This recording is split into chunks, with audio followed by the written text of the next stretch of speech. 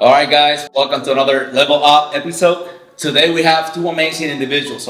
Robert, he's a realtor in the state of Florida. I'm Rob. I'm actually a realtor here in Florida. Been doing it for 3 years, and I'm excited to talk about kind of getting into real estate and showing people that it's possible. You just gotta have a drive. A lot of knowledge that he's about to start dropping those bombs, and you're gonna gain some knowledge there. And we got Christian here. What's going on? My name is Christian. I'm a young 18-year-old entrepreneur. I've been doing this for about a year and a half now, and I'm not stopping.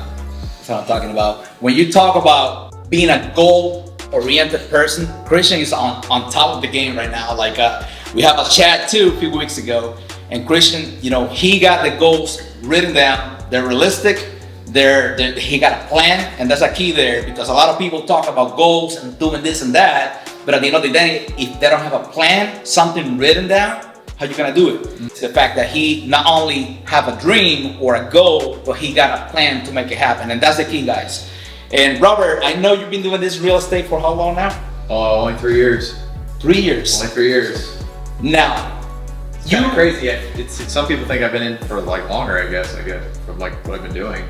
And it seems like you read a lot and have a lot of experience. And that 3 years is how much you put into. And I think there's a lot of stuff like in the military is the same way.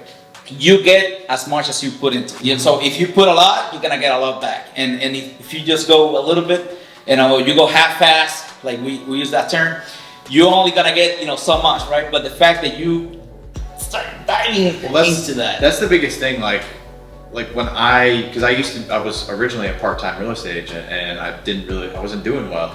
And it came down to the fact that it's like, if I'm gonna make it in this business, I need to just jump in and just, both feet on the ground and run for it, because it's not gonna come to me by just being part-time and not putting any work into it. What changed? You were doing part-time, and then what made you? A big thing for business, real estate in general, is literally meeting the right people. Networking is so crucial in this business, and because of the connects I've made over the past 6 months, have drastically allowed me to cut my learning curve in half because of that. So that's why I've gotten to where I've gotten in the short amount of time. Now, talking about networking, do you consider some of those people in your network? Do you consider them some kind of a mentor? Yes, absolutely. You need mentors. Any business you do, anything, you need mentors. Whether it's real estate, business, or planning, somebody's good at something that you're not, and it's good to have that person there at your back helping you out. I love that, and that's why I want to reiterate and touch that topic, because a lot of people want to do a lot of stuff, but they want to do it by themselves. And it takes a community, it takes networking to make things happen. He cut that time and a half by meeting the right people. He exposed himself, he went out there, right, and started reaching out. You have to introduce yourself. That's the key. You gotta go, wherever you go, introduce yourself. I don't care if you have business cards or you don't. At the end of the day, shake hands, introduce yourself, be confident. And I guarantee you will find the right people, and that people will become part of your tribe. And as he's sharing his story, he went from going part-time, doing this part-time, to going full-time. My best month I ever had was in December. I did more business in December than you want to share? Past, 3 years. I did about 20,000. 20,000 in 30 days. Yes, in about 30 days. It was the busiest month I ever had. And it was pretty shocking to me, honestly. Now, obviously, you don't get to keep all that because of taxes and everything, but it just felt surreal when I actually hit that, because I've never done that before. Yeah, when it comes down to real estate, right? You typically get 3% of the sale. Every sale varies. It can be 2.5%, 3%. Depends on how the splits work. When you orchestrate the deal. So it really depends. Typically, average is 2.5 typically. So at least around here in Brevard County, I don't know what other areas are like, but Brevard County. So with the properties, being that high, and I think all-time high, the past 6 months were a little insane. I got my home, the last house I purchased was in October 2021, right? In a matter of 3 months, I was already positive equity of 15, 20,000, and now I can make about 90,000 in a property in 2 years. Yeah, I think 2021 and even 2020, aside from COVID, it was just those 2 years were a complete anomaly, because everything was just skyrocketing. People were going into frenzies, buying whatever they can, and it was multiple offers at the time. Like stuff is slowing down now, obviously, but then it was insane. Absolutely insane. That's, we're talking about this topic.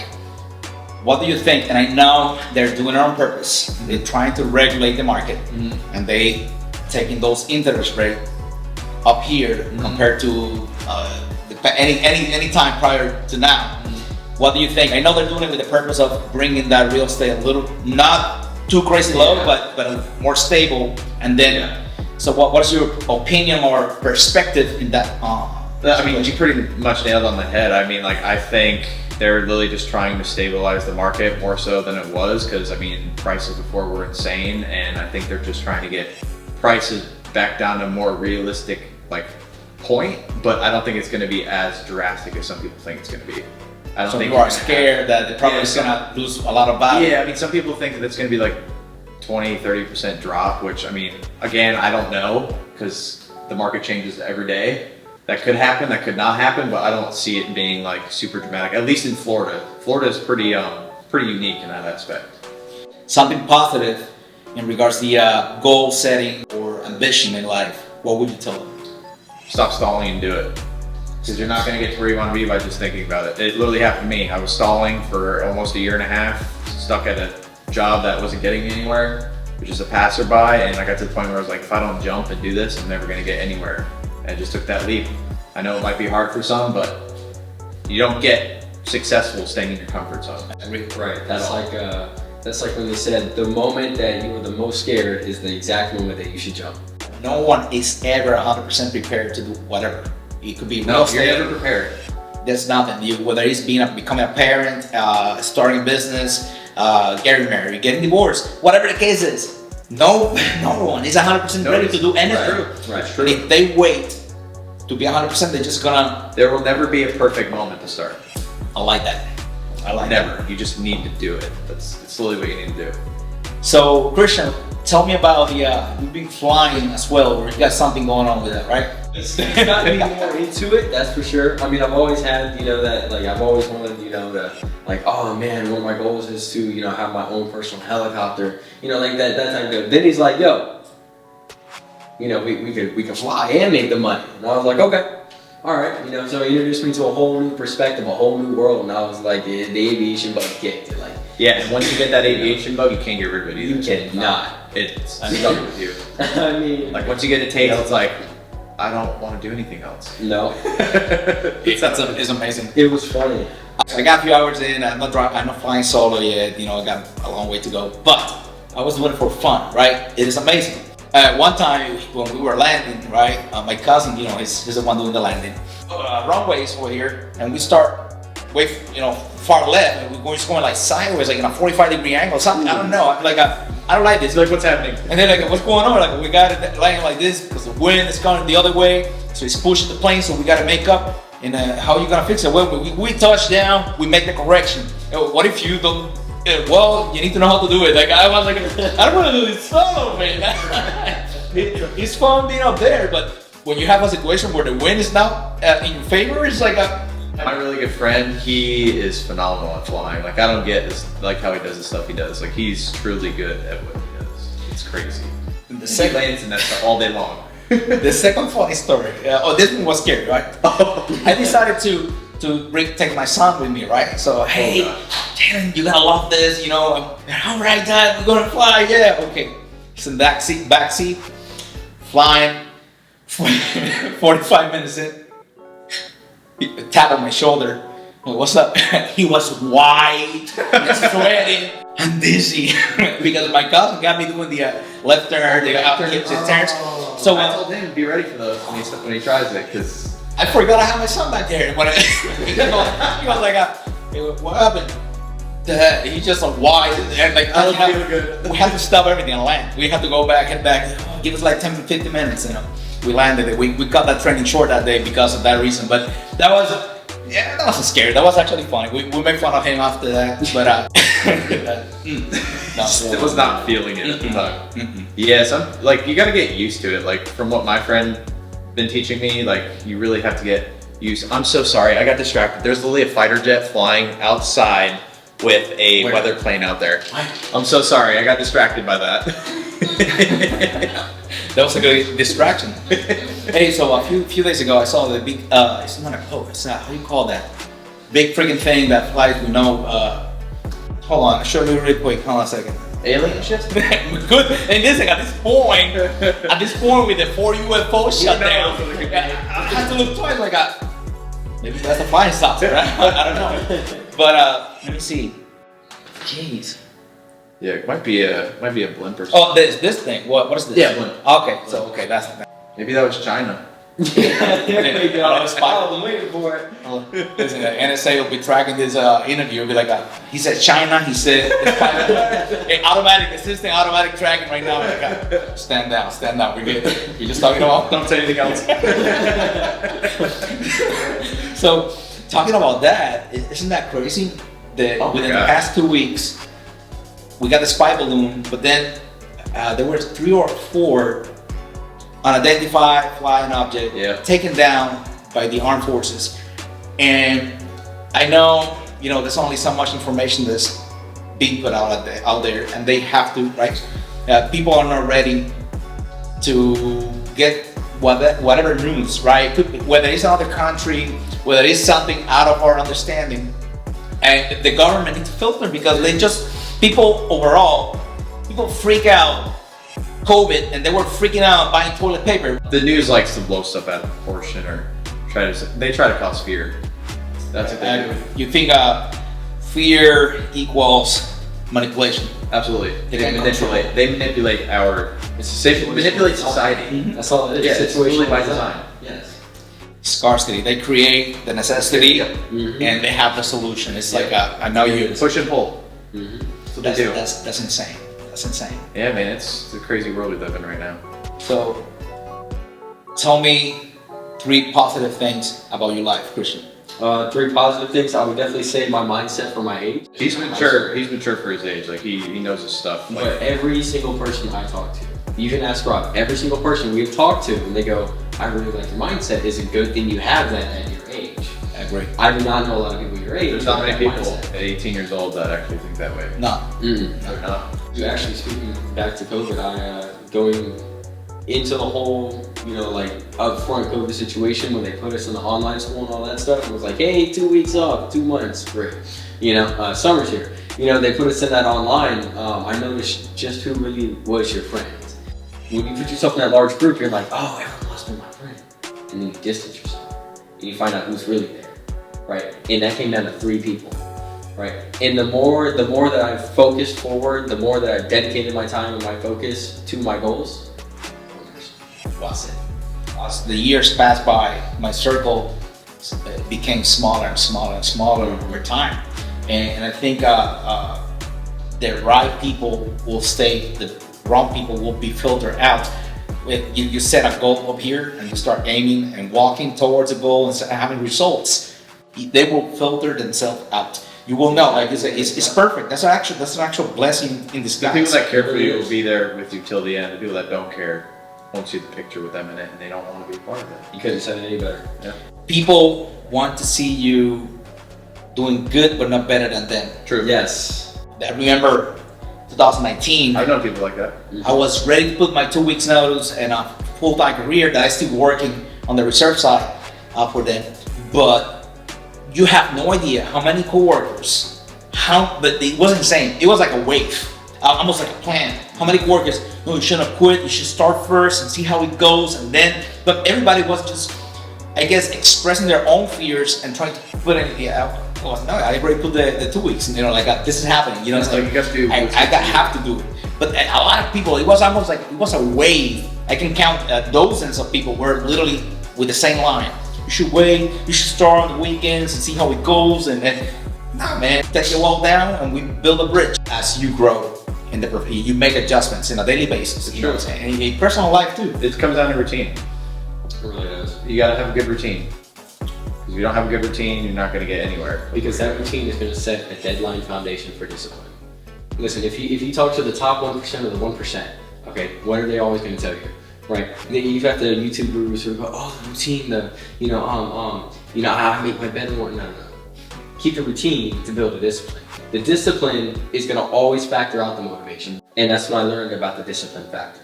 All right, the discipline is going to take you a lot further, because when you sit there, all right, I told him this earlier too. Actually, it's really funny. When you sit there and you're like, I don't want to do this, man. You know, like I've done the minimum, right? I've got what I kind of need to get done, right? And then you go one more, right? You get that done, and you're like, oh, I like that too. Any kids? I don't. I'm not gonna ask you that. Okay. Yeah. Well, no kids. Now, my son, he's 13. He's an amazing boy. But something that I always remind myself, and when I talk to people, and that you mentioned about discipline, when it comes down to raising a child, right? There's a lot of stuff that we parents do that it's not because I feel like doing it, it's because we have to do it. Right. We have no it's your role. choice. It's your duty. Yes. You know, there's a legacy. Show 'em It's right not from that wrong. we have to raise them right, and we got to do the right thing, stand by them, and be there for them. You can do anything you want, and I put I laid some bricks for you, and this is the path. Now you got to get the steps. You got to put the steps. But at the bottom line of this is that there's a lot of stuff that we do, and I don't know as a human being or if it's a gender role or whatever the case is, but as humans, I believe we can just safely say that we do a lot of things not because we want to, but because we have to. And there's a lot of people a group of people that are in the opposite side of this coin, where Lazy. they do things when they feel like. Your dreams aren't big enough. Yep. You get too comfortable and complacent if your dreams aren't big enough. So you think complacency kills? Yes, absolutely. Very well. Complacency totally kills. That's like the ender of dreams and goals. Like, they just give up. People stop striving for They stop more. striving. Yeah. You know, some people will hit a goal and then a goal and then a goal and then they're like, I don't know. But the ones that keep going, I mean, they have that drive that most don't. You know? Like You gotta keep going. You know what factors that drive that backs that drive up? What? Discipline. Discipline. No, That's what backs it up. discipline. Because I'll guarantee you, listen, I mean, I've always hated school, right? So, and this is a different topic, but school is to, pump out employees, right? You'll notice the way they built that structure, pump out employees. That's not me. I hate working 9 to 5. I don't like paychecks. If somebody goes, here's some money for your work, I hate it. Absolutely hate it. It is like I sit there and I'm disappointed. Because I know I could be doing a lot better and I could be doing a lot more for myself. Listen, I want people to comment on this video and go, listen, who here has used the Pythagorean theorem in the last 5 years? Tell me. Nobody, right? I have never cracked any. What have you used? What do real estate agents use all the time in math? The basics, right? Not Pythagorean theorem, that's for sure. Yeah, they use the basics. Addition, subtraction, multiplication. What's that one saying? Please excuse my dear Aunt Sally. Yeah, PEMDAS. Yeah, PEMDAS. Yeah, That we don't use sometimes. that. We don't use that to calculate real estate. Mm-hmm. No, you know what you use? You use the same thing they told you wouldn't have in your pocket in 20 years. Yeah. So when I sit there and I go, man, I don't want to do the schoolwork. That's how it was my entire life, right? I mean, like I barely got through middle school, right? 9th grade was a bit of a flop, and then I went online and I'm like, man, right? 10th grade is really kind of when I started building that mindset for like, okay, one more, discipline, boom. And I started learning. In 11th grade, flew right through. 12th grade, guess what? Second semester in, I've got 4 months for the work, done in 4 weeks. Wow. Why? Discipline. There could be that one person that needs to hear this message, and it flips that switch. And because of you, you're changing their perspective in their life, which is a really cool thing. You sharing your story, doing the high school and finishing X amount of time and helping your dad with the company, the business side, the business aspect, that will motivate a big group of people right now, right? Now you in the real estate with 3 years, and there's your experience that when you decided to go all in, that will somebody right now, say, and going back to the page, listen, if one person, the suicide video, the suicide prevention video, if one person that was about to make the decision at that time, that day, watch that video, one, and didn't do it, and reach out to somebody and got help, that alone, if we impact 1 million people, amen. But at the end of the day, if we can change one person every day, whether you motivate them, whether you stop them from doing something wrong, well, whatever the case is, I think that alone is extremely worth it. Mm-hmm. And that's my mindset when it comes down to this stuff. Yeah, I mean that's 365 days a year. That one person a day. Think about that. The human brain cannot process exponential, the brain just can't process that, right? Being a linear brain, processing linear stuff, right? 2 + 2, 4. Now, I'm gonna put this into the test. This is a lake. Do we have a lake, a pond? Yeah, this there's one place right here. Okay, so this that pond right there, right? Let's say this is an algae over there, right? This algae is multiplying. Listen to this. It's doubling every day. You go on vacation to Iceland with his dad. You came back 30 days later, and it's halfway with the algae, halfway, 50% covered with it. You left for 30 days, you came back, it's already halfway. How long will it take to be 100% full of algae? Completely green. Don't be afraid to fail, that's fine. Like after 30 days? So you left for 30 days and you come back, it's halfway already. How long will it take? We're out for 30 days. How long will it take to be full? Another 30 days? That's what most people will think. You're not wrong. Don't feel bad. I thought the same thing. It's already halfway. It's doubling every day. So tomorrow will be full. But the thing is, you're not wrong in the sense that. Oh, I get what you're saying, because doubling every day by being At halfway. 50%, you double it. So it took 30 days. Compound effect. Correct. So it took 30 days. It took 30 days to get to halfway. But now at this point, tomorrow is 100. You will double one more time, and then that compound, the brain cannot process that. It's normal. It is completely normal. Going to what you said. I started creating this routine, right? That routine, all right, that I built up in like 10 days, all right, that's 10%. That's it. That's a borderline, foundation. It's that routine going, okay, I do this every morning, right? Oh, hold on. And sometimes you gotta wake up and do something at various times. Like usually our meetings are at 9:30, right?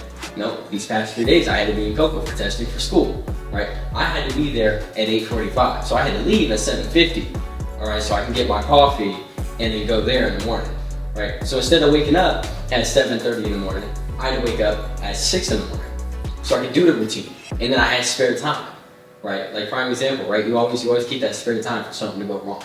Right? Like that. Yeah, you love it, right? Because here's the thing. I called Rob this morning and I said, man, people can't drive here.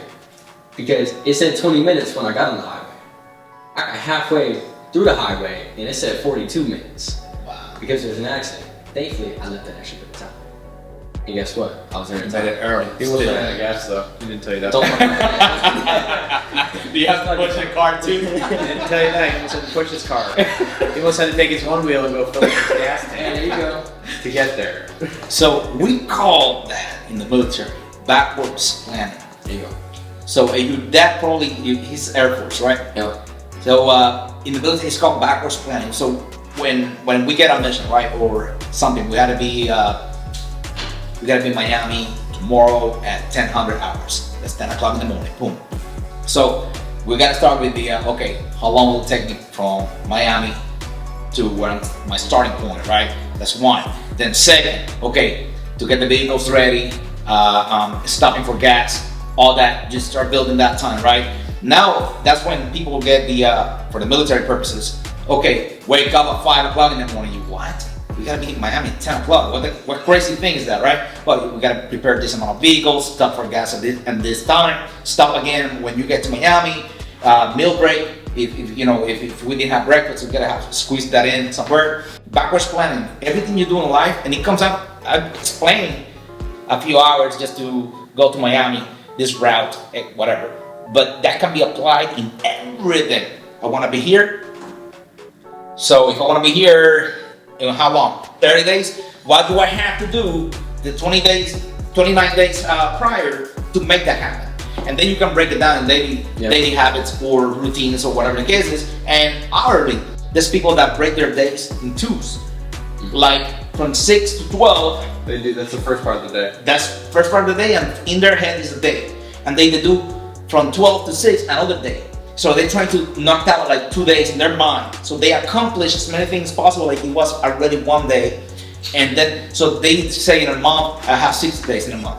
Yeah. And they have that set up like that so they can accomplish more by just mentally set it up. I don't know if You're making complete sense because I used to do the same thing. you break your day down Yes. by parts. Yes, because so I used to do pressure washing like full time. So I'd get up at 4 in the morning, right? As soon as I got up, I would, make the bed, do my main routine, right? I would put a cold shower in there, all right? Because that's gonna get your blood flowing, right? You get the blood flowing, you start moving, all right, great. Mind's moving, your blood's flowing, you get out of the shower 5 minutes later after chilling in some cold shower, all right? Finish the rest of your routine, and then at 5 a.m., I would get on the schoolwork. I would do from 5 to 9 a.m. to schoolwork. And then from 9 a.m. up until about 7 p.m. that same day was pressure washing, right? And so realizing, hey, and this is where I was going with this, was opportunity identification, right? Is I found an opportunity to go, okay, I can make some extra money, right? And I can actually have some fun. Because I grew up, hanging out with adults, so hanging out with adults is like, okay, cool, people older than me, right? People, and that's another reason why I have the mindset I do, is because I was hanging around with the mature group, right? In high school, I was hanging around with the immature, right? I was gonna get on a bad road, not a bad train, and I'm like, you know what? This ain't fun, right? Because I was always hanging around with real estate agents. Okay, these people are making the money. It's the shift of mindset. Right, it flipped that switch. The takeaway is you got to find the opportunities, right? And don't be that guy that finds a problem for every solution. Be the guy that finds a solution for every problem. And that's what he's doing right now. He's identifying the problem and then he's bringing a solution to the table. Find out how to be the middleman. You get the money from point A to point C at your point B. Absorb whatever knowledge you can gain, which is be disciplined, be a goal-oriented person. Be around the right people. Yes. The networking you mentioned at the beginning. You have to be good at networking in business or you will not succeed in business. Yes. You gotta find opportunity, you gotta take it, and you gotta keep going. You can't give up. Man. Because if you give up, then you're stagnant. I want this to stick out to all of you, and I want you to keep this in the back of your head. Jump in when you're scared the most. If you want to go a little bit deeper, money ain't real. That's gonna be a different topic about the Matrix. Yeah. We're gonna have a Matrix topic. Watch it. We're gonna end up like Angel Tate if you keep talking. They confiscated his vehicles to finance the investigation. That's Romania. Welcome to Romania. Yep. Wow. To finance the investigation. Yep. They confiscate. So it's not like here, like you steal your property. So when you get out, you steal. No. When he gets out, then he's going after them. Oh man. Be truthful. People are willing to destroy the people's life based on lies, and I've seen it happen again and again, and it's insane. And I think at the end of the day, the truth will always prevail.